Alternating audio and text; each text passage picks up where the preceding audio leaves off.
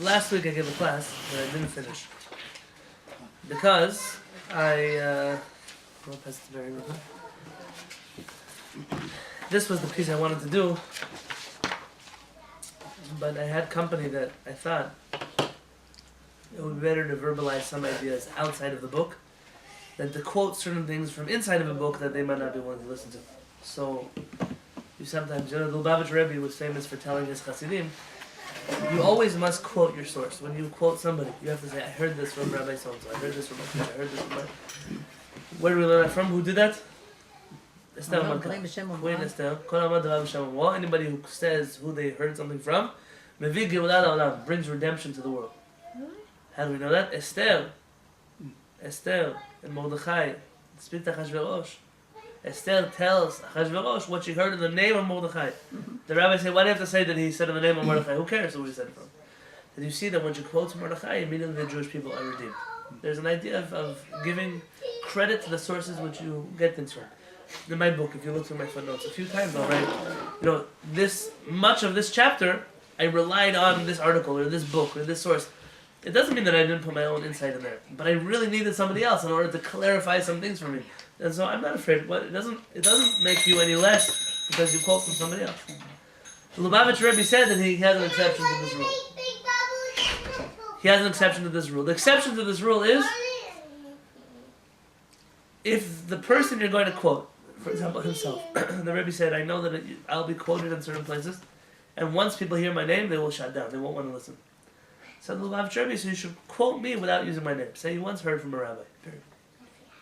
Don't say my name. Wow. Someone learned with you from Rabbi Kook. This is probably the first time in Kehillat Shaar HaShamayim history that I've ever taken apart a piece of Rabbi Kook together with you. I don't think we've ever done it. The reason is, Rabbi Kook is almost impossible to understand, let alone to teach, to translate. I'm not even going to attempt to translate word for word, just concepts, because it's difficult. Rabbi Kook is difficult. I mentioned to you last week a teaching of Chazal that says, Chacham adif min avi. A prophet, a scholar, a Torah scholar is more great than a prophet. A Torah scholar is preferable to a prophet. I ended off with you last week with this idea that whereas Torah scholars focus on the details and prophets focus on the bigger picture, we find that in the times that we had prophets, the Jewish people really neglected the details. They didn't keep Torah mitzvot. And when we had the Chachamim, they focused on details. They never told us about the bigger picture. They didn't talk to us about the future, about the Beit Mikdash, about the redemption. But somehow the Jewish people became more observant of Hashem's Torah when we had Torah scholars than when we had prophets. And the last thing I told you was in the generation in which Mashiach comes, people will fight against the Torah scholars. They'll become disgusted with Torah scholars. And at the end, we'll find a future prophet who will be both a prophet and a Talmid Chacham, who will join these two forces of big picture and focused picture, of macro and micro, will bring them together to make a complete person that will lead the Jewish people. I want to tell you where I got this idea from, where I learned it from. And this is from Rabbi Kook.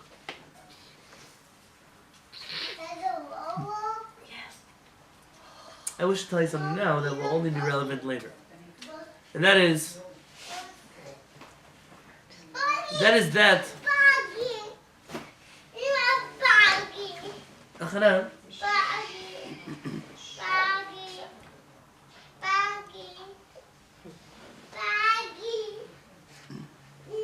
That is when we look at people who, let's say the Jews came to Israel in 1948, and we found Jews for the first time in most of our histories that were not observant of Torah, that were not observant of Shabbat, or kosher, or tefillin, or mezuzot, or prayers. And it's one thing to not be observant, it's another thing even to be antagonistic towards Torah observance.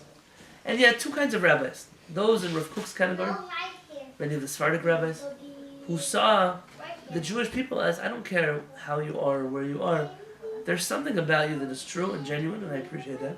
And you had rabbis who said, listen, I'm sorry, I don't apologize to people who don't care about Hashem. It's not my business.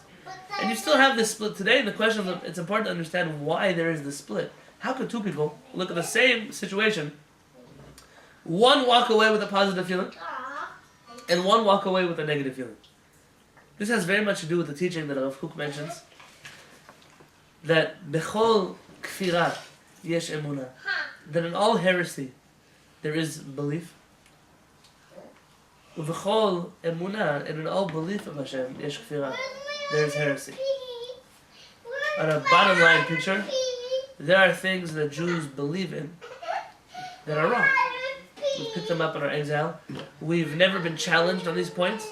We have to look at them again from the beginning, analyze them. Are they correct? Are they incorrect? So when you find a Jewish person believing in something so strongly, and I'll come and say, no, that's not correct. Shulchan Aruch doesn't agree. The Rambam doesn't agree. This is not the original way to look at this approach. So what if you've been doing it for 2,000 years? And the Jew will say, no, this is the way my custom is, this is the way my Torah is. That is an emunah, that is a belief that has inside of it a little bit of heresy. I refuse to accept that which is true because it makes me uncomfortable. Then there's the other side of this coin. There's kfirah. There's heresy. Heresy is, I don't believe in Hashem. I don't believe in this Torah. Those rabbis, this. You hear people speak on this. But inside of that, you know what over there. Inside of that, you find that the kofrim, the people who are heretics, bring a little bit of emunah to the table. How do they bring emunah? The heretic says, I don't believe that's true. If that's what the Torah says, I don't believe the Torah. And so then comes in the rabbi and says, you're right, the Torah doesn't say it like that.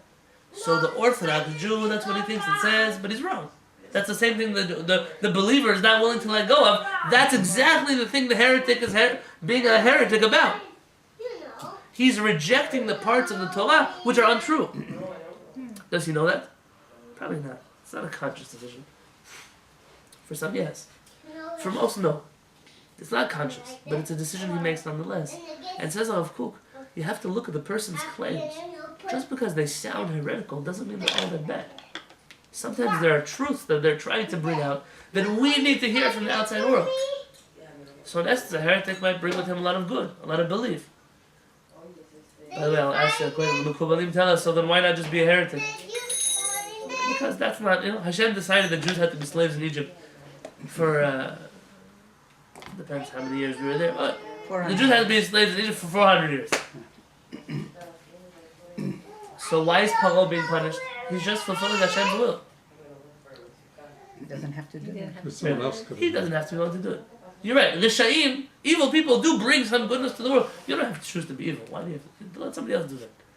Your choice has to be good. Does evil exist? Sure. So let it exist, but it doesn't have to be because of you. So let's look inside together. I'll be reading along with Aviner's commentary because these words are. I know it's all in Hebrew. If you don't want to follow in Hebrew, you can just hear what I have to say.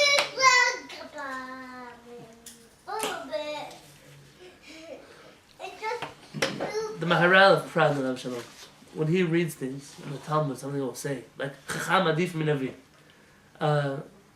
Sage, Torah scholar is better than a prophet. It doesn't mean that Chachamim are telling you that it's better to be. Obviously, prophets are at a higher level than a Torah scholar. Obviously.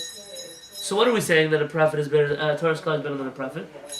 In a certain area, in a certain instance, it's like when a rabbi say that anybody who walks 4 amot in the land of Israel, Nimchalim lo kol avonotav, all of his sins are forgiven. It doesn't mean you can do all the sins in the world and then just walk 4 steps in Israel. That's not what it means. So why did a rabbi say that? The rabbis didn't mean for you to take things this literally. They meant to tell you that in a certain way, when you walk in the land of Israel, there's a certain thing you go through that purifies you. That's a purifying process. It doesn't mean that you don't have to keep the Torah mitzvot. When people quote words from our rabbis, I see this very often. All this rabbi is doing is quoting from the Talmud. Yeah, sure, I can quote from the Talmud too, so can a parent. It's understanding what the Talmud is trying to tell you that makes the difference. We're not Karaites. We're especially not Karaites when it comes to the oral Torah. Even the Karaites aren't Karaites when it comes to the oral Torah. When does Chachamim say something, there's depth. So, Rabbi Kook is trying to explain this teaching of a prophet is a sage is better than a prophet in the following way. B'nohag sheba'olam. It's a normal thing in the world. Hamishorim, that singers, v'amlitzim, and the authors, artists, metarim yafeh et hadrat ha'chaim bichlal. They explain very beautifully, in a very unique way, the beauty of life. את כל פינותיהם היפות בייחוד הקולות זרם רב וטל חיים מרובה. They know how to explain life like a flowing dew. הם יודעים גם להציג לראווה את הכיעור הכללי של הקלקולים שבחיים ולמחות נגדם בכל תוקף. authors, musicians, artists, they're able to explain things about the world, even the bad things in the world. They're able to call out the evil in the world in a way that it's hard, it's moving. You hear a song about evil, how we want peace and we want love and we want, that moves a person more than a speech does, more than the music. The author has a good penmanship. It's an incredible thing. It's an experience. They have the ability to awaken people to real deep. There are people who they'll be giving a speech and they'll quote a song. That's how much that song means to them. This is the way I would quote a book. Aval, what says Rabbi Kook? It's not enough. It's not enough just to describe the good and to tell you what's evil. You also have to explain to people how to do good and how to stay away from evil.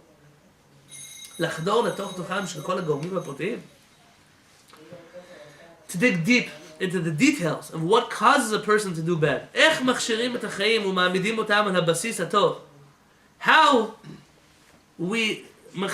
we make the world better.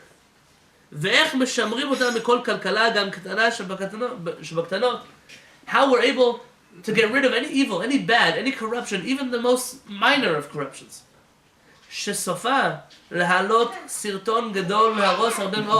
That any small corruption eventually will become something big. A small avera today, as the rabbis say, avera goreret avera. Tomorrow it's going to bring about a whole new thing. Tomorrow it's going to bring about a corruption in the whole world. A corrupt leader will eventually cause other people to become corrupt, will cause the government to be corrupt, will cause the country to be corrupt. דבר זה, אין לו עסק עם כוח המדמה, החם והעז. This ability to nitpick details, how to fix corruption, how to do things that are good. How, not the what, not the explain. This has nothing to do with the imagination, the warm and brave imagination of an artist. Hanan, can I hold you? Come. I want to hold you in my lap. You want to teach the class with me? Come on, we're going to read together from the set. Ki im ha-chokhmah ha-medayeket. This has more to do, you can leave that. This has more to do with the chokhmah, with wisdom, which is very detail-oriented. See, the purpose of an artist is to excite people. The purpose of an artist is...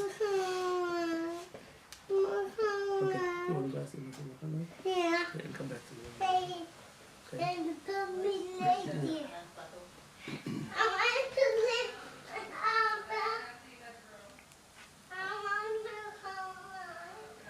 The authors, the artists, the poets, the singers, they're there to describe a big picture. But the details, here, after they've already described the world, they've excited people. Now is when doctors have to step in. Now he uses words, you have to know, Rabbi Kook uses words in Hebrew that he was there before the establishment of the modern Hebrew language. So he uses words that he's invented or attributes different qualities to. We wouldn't say this in modern Hebrew today.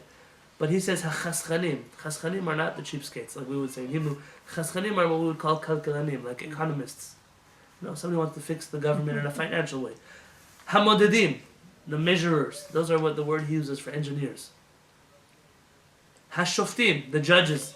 V'chol ha-chachamim ha-masim. See,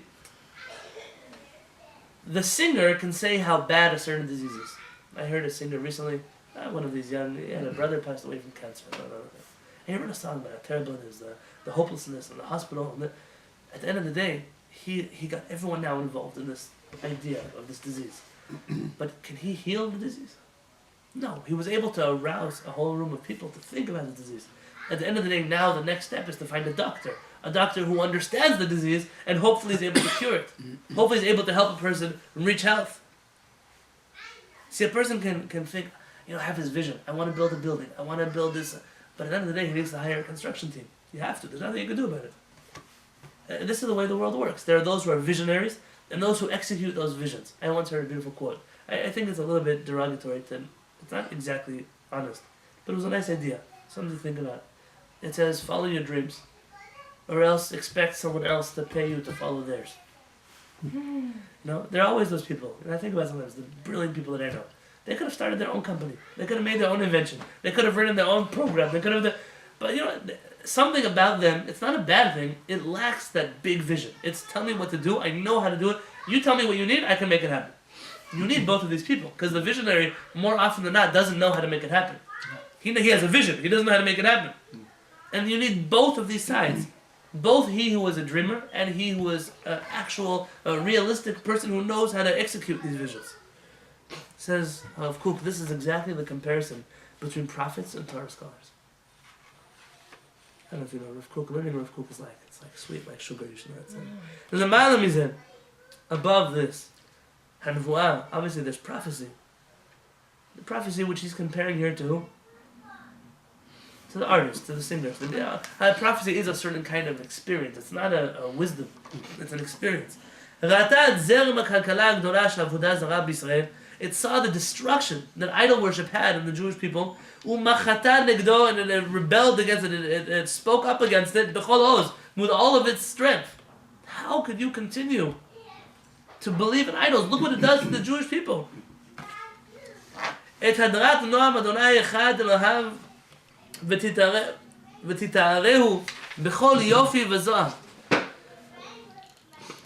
speaks about the bad that happens from Avodah Zarah and the beauty of the one Hashem, if we really believe in Him. The destruction that comes from all the interruptions, from all the erosion of ethical values. Ritutz dalim, oshek evyonim, oppressing the poor, those who are downtrodden, retzach, murder, v'ni'uf, all kinds of promiscuity, chamas, stealing, vashod, armed robbery. The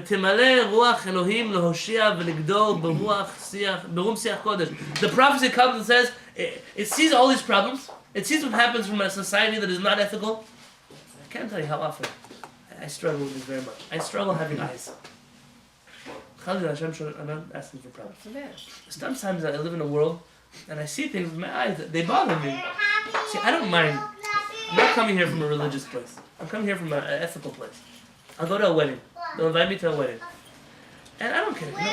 I do care, obviously. The food is kosher, it's not kosher, there's a mechita, there's no mechita. I don't have to. I come to Mazalto, most of the time I stay for a few minutes and I leave.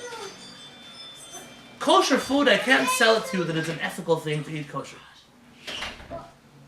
But you have a situation where the bride and the groom just got married.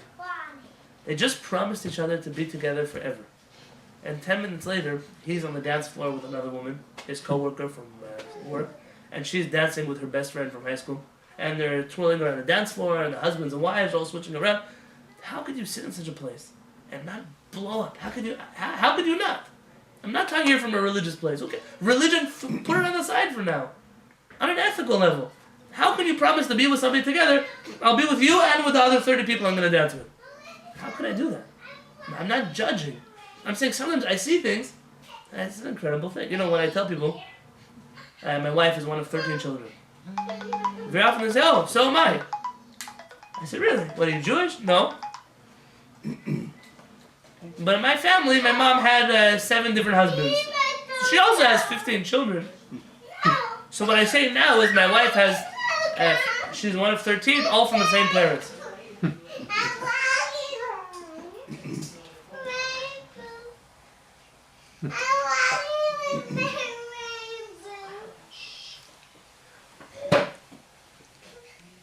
The Nevuah sees these problems, the prophecy sees these problems, and it just can't contain itself. How could you worship idols? How could you do such a thing?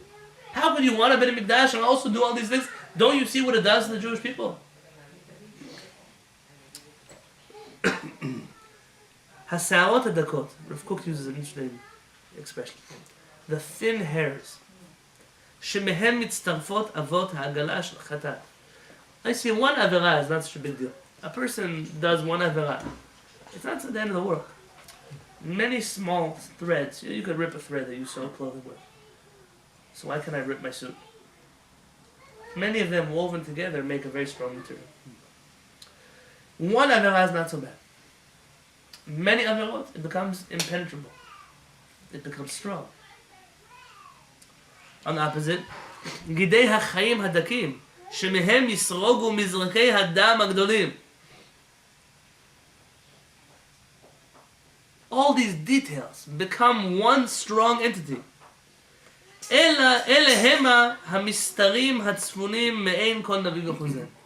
It's understanding how to unwind this fabric, how to unravel this tapestry, how to take apart a clothing thread by thread, which is hidden from the eyes of the prophets.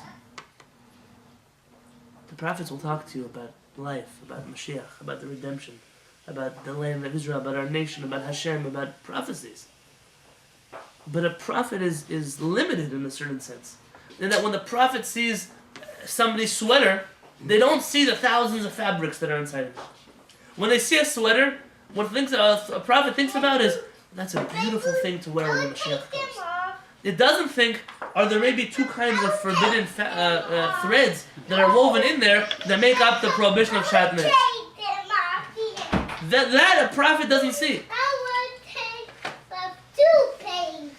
The prophets, like I told you, are big picture people.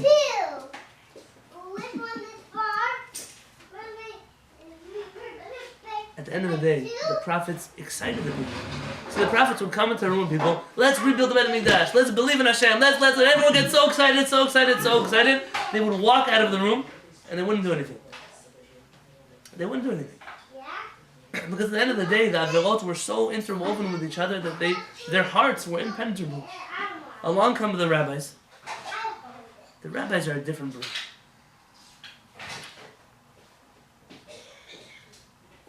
The rabbis understand fabric to be many threads. See, the rabbis are not big picture people. The rabbis are, when they talk to you about Shabbat, it's not about the beauty of Shabbat and the holiness of Shabbat and the light of Shabbat. When you open up a book from before this generation about the laws of Shabbat, how do you make tea on Shabbat? How many cups of hot water do you need? 1, 2, 3. You put the tea back first, you put the hot water first. How do you heat up on Shabbat? Do you take off the buttons? Do you put on the buttons? Can you lift the heat? Can you lower the heat? What temperature is considered cooking on Shabbat? Carrying on Shabbat. Where am I allowed to carry? In the courtyard? What makes a courtyard? How many walls does a courtyard need to have to be? And you think about our rabbis, they're so petty. They're so small. What do you think? You don't talk to me one thing about the holiness of Shabbat, everything about the details of Shabbat. But says Rabbi Kook, this is exactly it. HaMitzvot HaMasiyot Kulan. All of the practical mitzvot. Ufratei Hilchotehem, the details that are involved in them. Bechol Diukam HaNimratz, with all of the details that come along. All the little subcategories. איך בהמשך הזמן על ידי קיומם ותלמודם, הרגלם וחיבתם. After studying them and following them and getting used to them and then loving them, יצא הנועם הפנימי החבוי בהם. That is what brings out the hidden light, the hidden beauty that is inside of a person. וזרם החיים האלוהי הטהור יגרש בעוזו את חשכת עבודת אלים מבלי תוכל עוד כלום. That light that comes out from keeping the mitzvot, that can scare away idol worship like no prophecy in the world ever can. When a person becomes involved in keeping Torah mitzvot, they're no longer able to live a double life. They're no longer, once you've taken him apart and shown him that in between those threads of his soul, in between those averot, there's a beautiful neshama shining in there. Something a prophet doesn't know how to do. In that sense, the chacham is able to do something that the prophet is not able to do. Now you should understand, I'm not being fair to the prophets here. Were the prophets also chachamim? Yes. Yeshayahu was also a Torah scholar.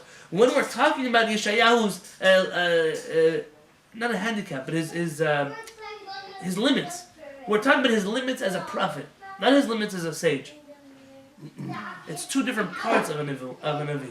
Moshe Rabbeinu had both of them. But as the generations went on, prophets went in one direction, the sages went in another direction, and you no longer had people who were both sages and prophets who knew how to look at the big and the small together.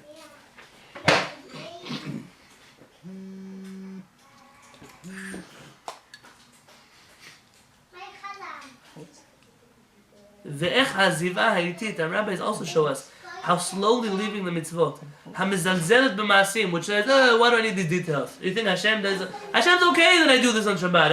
I care about Shabbat. You hear people speak about this a lot. The rabbis show, this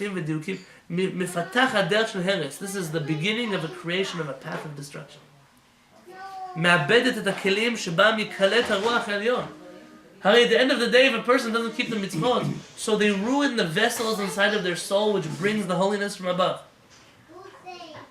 וממילא יצר לב האדם, הדמיון המטה המלא שזה זוהר מבחוץ, ואבק רעל מבפנים, הוא הולך ועולה מאליו. At the end of the day, the soul corrodes. It falls apart because it so much wants the bigger picture, but it despises the details. It doesn't realize that without those details, it cannot reach holiness. It loses its capability to bring in holiness. This way, this approach of the sages, lo nitan nevuah bichlal. It wasn't given to the prophets at all. I want to skip this next part, which talks about the difference between regular prophets and Moshe Rabbeinu. I've already told you this orally. Moshe Rabbeinu was both. Some prophets were only one. I'm skipping a little bit more.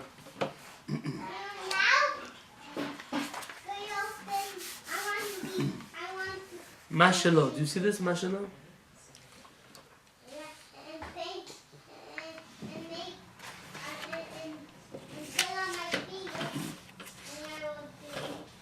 It's 4 lines down, 4 lines up from the bottom of the 3rd paragraph.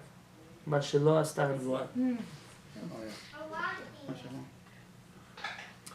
So when a rabbi say chacham adif min navi, that a sage is greater than a prophet, in which way? It's telling you mashelo asta nevuah, what the prophets were never able to accomplish. Bichlei milchamta chotzvim lavot esh. With their, it had war weapons. The prophets had weapons of fire, weapons of speech, weapons of light, incredible weapons in their toolbox. לבאר מישראל עבודת אלים ושרש אחרי קרי ההשפלות היותר גרועות של עושק וחמה, של רצח וזימה, רדיפת שוחד ושלמונים. When the rabbis were unable to rid the Jewish people of idol worship, of murder, the prophets, they were not able to rid us of idol worship, of murder, of stealing, of robbing, of corruption. עשו החכמים בהרחבת התורה. Our sages were able to do that with expanding the Torah. בהעמדת תלמידים הרבה. By establishing many students in the yeshivot, and the learning in the Bet Midrash, and the synagogues. ובשינון החוקים הפרטיים ותולדותיהם. And by delving into the details of the mitzvot. Somehow, that created a more righteous Jewish people than the prophets. הליכות עולם לא. We say every day in the tefillah, אל תיקח הליכות, אלא הלכות. It's a very beautiful teaching of Kook said. When it says, don't read this word halichot, the way to walk, rather halachot. He's saying, the prophets gave you this image of where to go. They didn't tell you how to get there. That's why the rabbis say, al tika halichot. Don't say how to walk, ela halachot. Actually, how to do this. Give me the detailed plan of how to get to Mashiach. They're not going to talk about Mashiach. They'll give you the detailed plan to become the most refined Jew that you can be. In Moshe Rabbeinu's generation, you had prophets and sages that were one. But as time continued,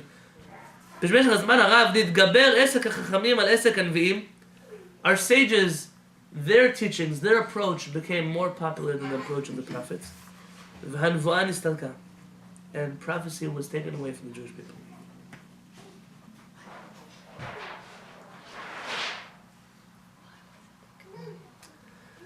People didn't deal with it anymore. It wasn't something that people delved into. How many people today are prophets? It's not that we can't receive prophecy. No one cares enough to become a prophet.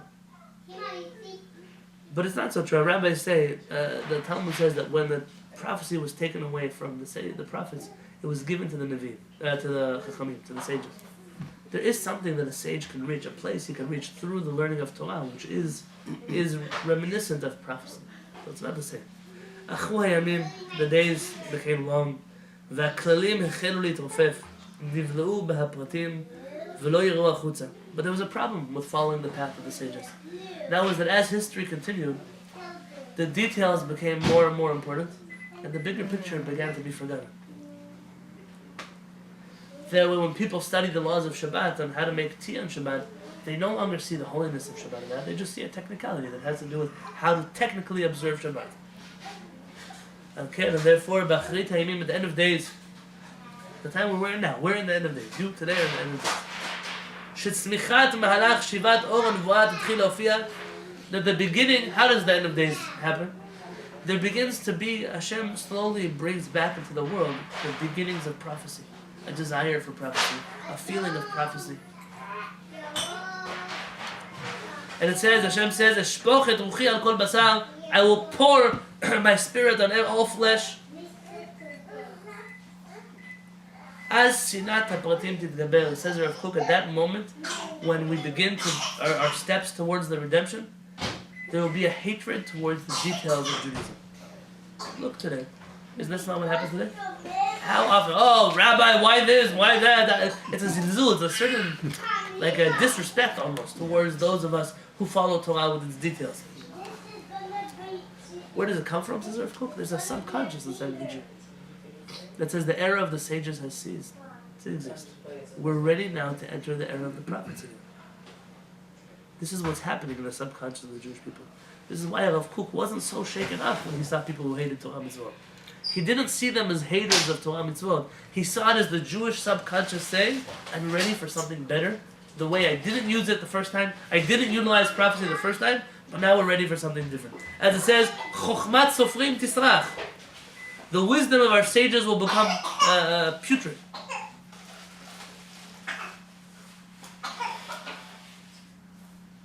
V'anshei hagvul. Who are the people of limits? The sages. Why are the sages called people of limits? What is a rabbi trying to do? When we teach halakha, what are we trying to do? Set the rules. We're trying to define our boundaries, set the rules, our parameters. Why do you have to make tea in a second or third cup on Shabbat? We know we're not allowed to cook. There's an idea not to cook on Shabbat. The rabbi says, so what is considered cooking? If I put a tea bag in cold water and it makes iced tea, am I cooking on Shabbat? Why not? Why if I put it in hot water, that's different. What temperature does the water have to be in order for it to be considered cooking? People think the rabbis came to make people's lives difficult. If it weren't for the rabbis, we would never know what we're allowed to do. You can't cook on Shabbat, so I can't heat up food on Shabbat. I can't put out my pita in the sun to heat up on Shabbat. What's the limit of cooking? What are the rabbis telling? What's the Torah saying? Our rabbis say no. These are the parameters. But at the end of the day, the rabbis are those who limit. They limit. They put everything in a box. These are the rabbis who try so hard. Which minute does Shabbat begin? How many centimeters does your lulav have to be? Oh, Hashem said to take a lulav. He doesn't talk about centimeters. He doesn't how many inches how big your etalon has to be. He doesn't say. So why do the rabbis get hung up on this? The rabbis are those who understand. The avirot are small avirot. The way we take them apart is with small mitzvot. They're unraveling the threads of the avirot that have been covering the Jewish people that the prophets were not able to penetrate. But what will happen at the end of the days to the rabbis? Yilchu me'ir le'ir. They'll go from city to city. V'lo yichonanu. And nobody will like them. People will hate rabbis. It will become a thing that people will despise Torah scholars. If it hasn't happened already, then I'm telling you it's happened now. How often do people say, rabbis, leave us alone, you're choking us. You get involved in my life, in my bedroom, in my bathroom, in my pockets, in my everything you want to know, everything you want to be involved in. There's a way to go to the bathroom in Judaism, really? You couldn't leave me alone. You're going to tell me what to do with my wife. You're going to tell me how to raise my kids. Everything in my life, you're choking me. What is this Jew really saying? He's reached a point where he's rebelling against this obsessive agenda, this delving into details too much. He's wrong in his expression of it. But he's feeling something. That feeling is part of this tat-mudah, the subconscious of the Jewish people.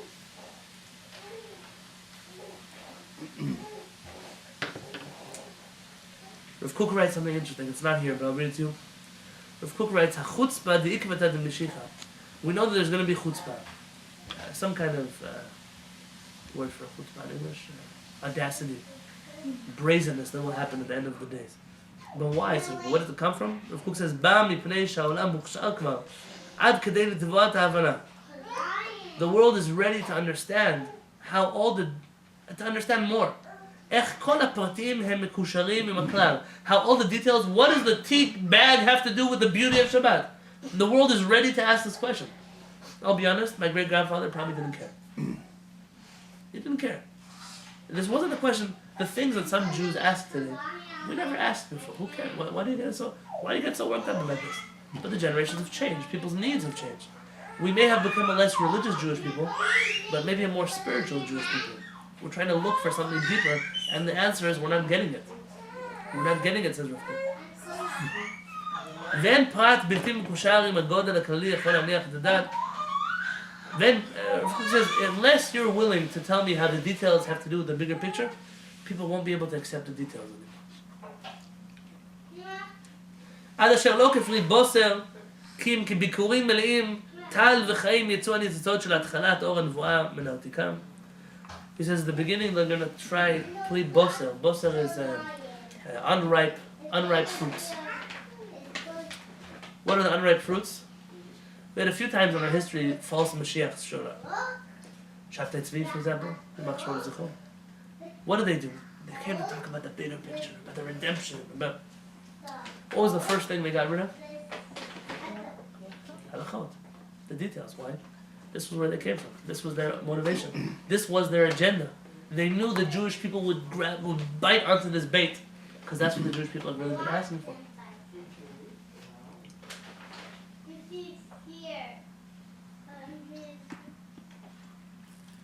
Rav Kook says, "Vim haya haolam," it's not in here, I'm reading from somewhere else.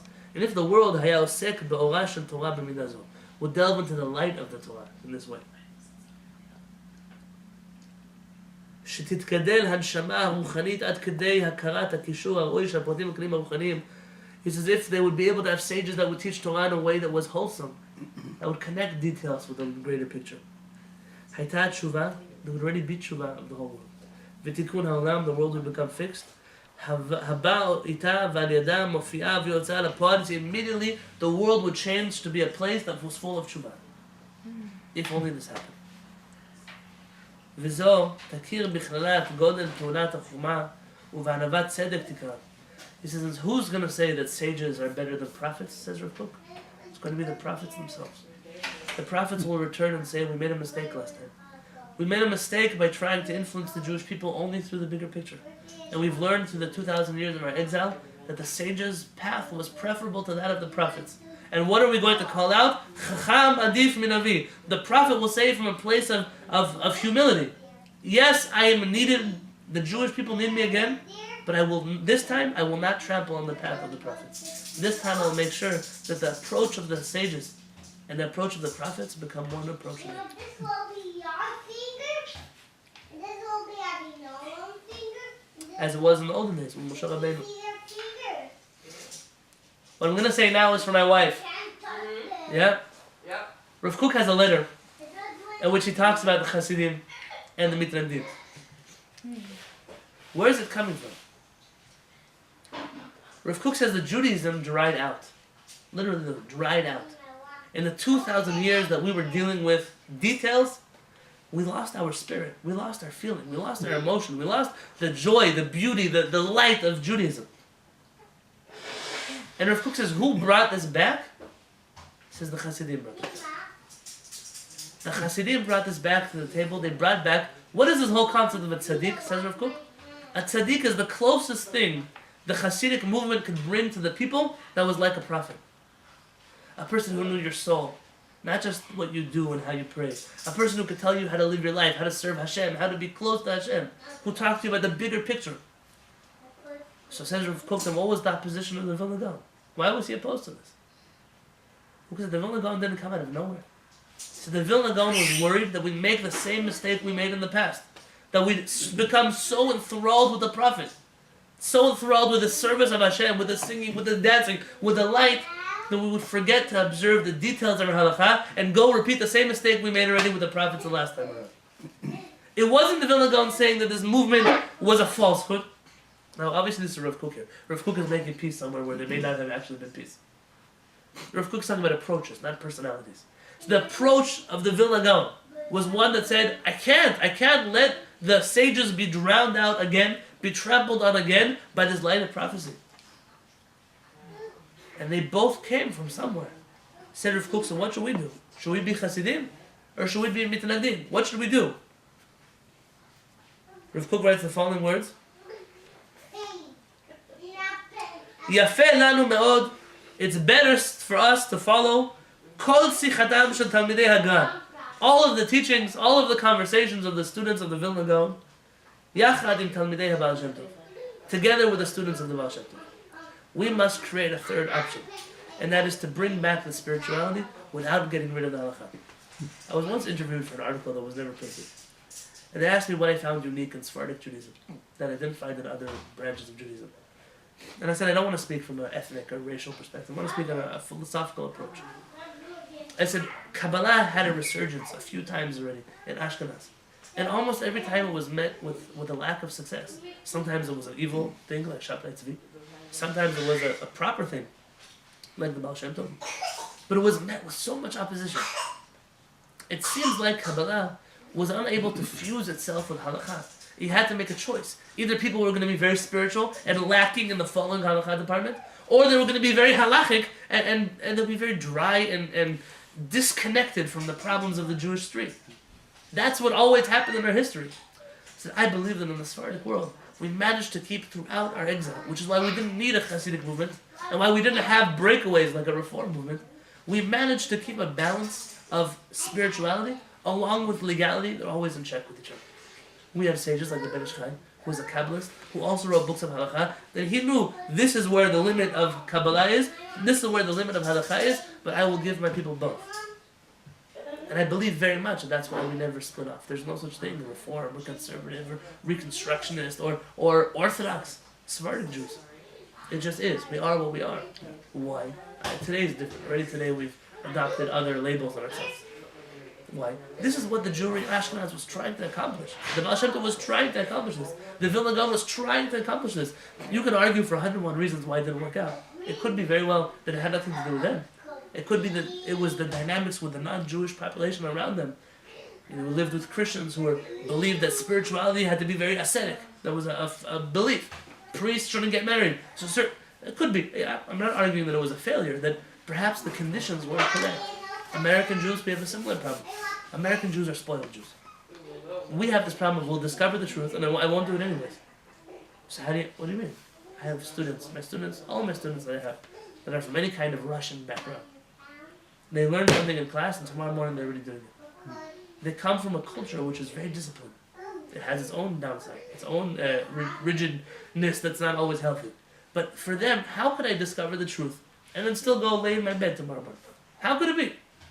American Jews, we have a certain freedom of thought, but that freedom of thought also harms us. There are conditions. I don't know what it was in the Sephardic world that allowed for these conditions. My father's theory is that the Sephardic world was in the Muslim world. The Muslim world was always very religious. And so even those who weren't religious were always religious because you weren't going to become a Muslim tomorrow. They didn't have Reform Muslims. Everybody was just religious. So you would look like a fool if you were Jewish and not religious. And it could be that it was that outside dynamic that kept us inside. That could be. It could be the fact that that world would never accept us. So we just stayed inside. There are 101 reasons. I'm not here to say which is better or worse.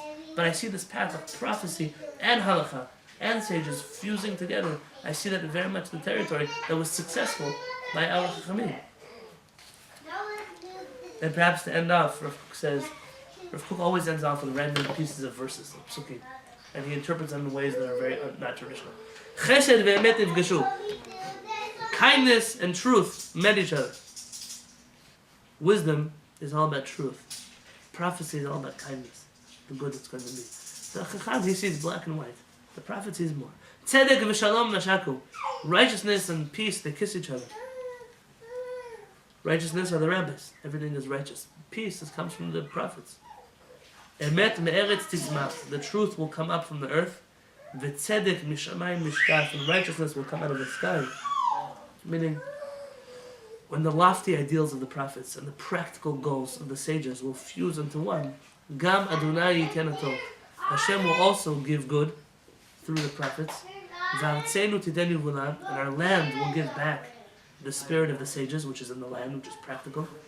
V'nishmato shel Moshe. And the soul of Moshe, not the person of Moshe, the soul of Moshe, who is a soul that knows how to combine details and the bigger picture. That soul, Tashuv Lahofia Ba'olam, will once again return to the Jewish people in the presence of a new type of scholar who is also a prophet. And this will be the revolution, this will be the Mashiach that we're talking about. That will be the time period in which there will no longer be a war between prophecy and sages, but rather there'll be a path that is combined and will bring out the light inside of the Jewish people, inside of the world, and will take us all to a very different place. When we say that a sage is greater than a prophet, what we're talking about is in this regard, not in everything. In this regard, the sages were better than prophets, and the prophets will come back again, and they will say this teaching to acknowledge that we need both. I'm not sure that's what they were looking for. This book of Rav Kook that I'm quoting from is called Orot. Orot is Rav Kook's main work. He has many other works, but this is his main work. There's a few reasons I don't always teach in public. The first is our parents doesn't like delving into philosophy so much. The path is to do, practically mitzvot. And I thought to just address this in a different class if you're interested. But what comes first, thought or action? And this is a war that between the Hasidim and the Tandim, inside of the Hasidim themselves. Our parents is more, would be in this case the Chacham, the sage, as opposed to the prophet. Rav Kook already began this feeling of a prophet of the Jewish people. This was Rav Kook's whole vision that he brought to the world. And the second is that I think that sometimes these things go over people's heads. So not in your regard, but if I were somewhere else with a different group of people or the general shul together, I don't know that everybody would understand what it is that we're trying to bring out from here. And so in a forum like this is the best place to teach these things. But B'ezrat Hashem, this book has been translated to English. It doesn't have explanations, but if you like to at least read through some of these things, I might even have a copy on my shelf. Everyone should have a Shabbat Shalom Mubarak when it comes good with.